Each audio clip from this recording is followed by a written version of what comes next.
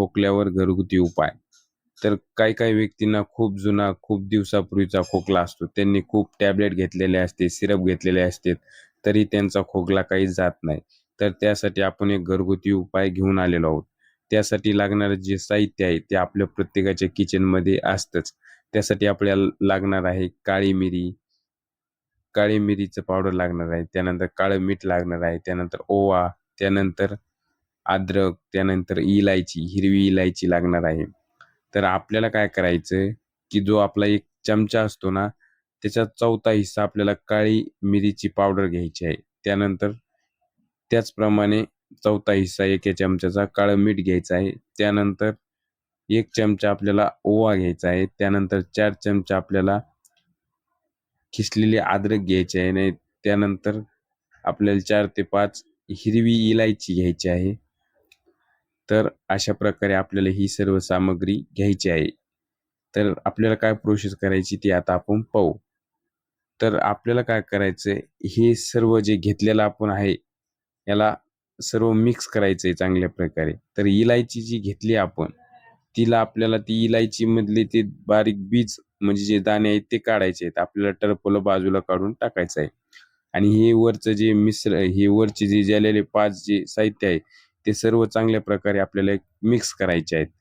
त्यानंतर आपल्याला काय करायचंय, 5 चमचे आपल्याला गूळ घ्यायचा आहे. तो एक कढईत टाकायचा आहे व त्यात थोडं पाणी टाकायचं आहे.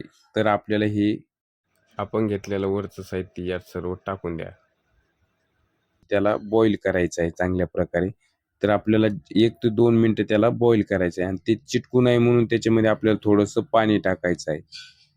त्यानंतर आपला गूळ जळणार नाही याची दक्षता आपल्याला घ्यायची आहे. 1 ते 2च मिनिट आपल्याला त्याला चांगलं शिजवायचं आहे. आपल्याला त्याला जास्त शिजवून नाही 1 ते 2च मिनिटं शिजवायचं आहे.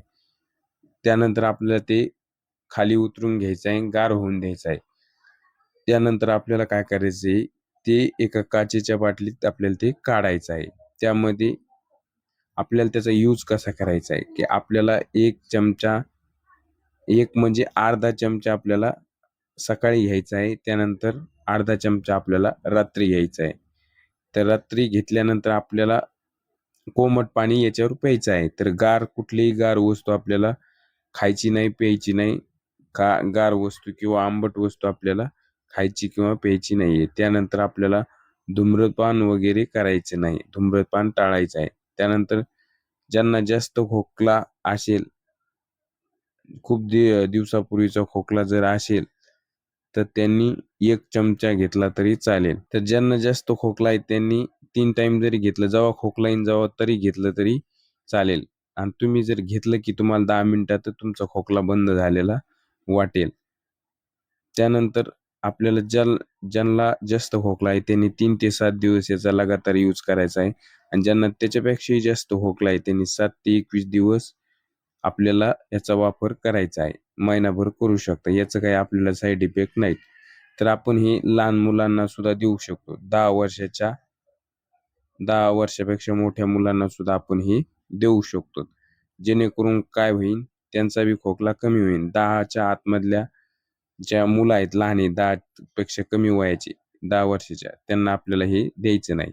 तर 10 वर्षाच्या पुढच्या 16 वर्षाच्या मुलाला आपण हे देऊ शकतो.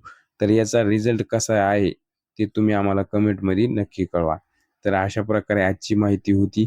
तर आजची माहिती आपल्याला कशी वाटली कमेंटमध्ये कळवा. माहिती आवडल्यास व्हिडिओला लाईक करा आणि अशीच माहिती पाहण्यासाठी आपल्या चॅनलला सबस्क्राईब करा. तर धन्यवाद मित्रांनो.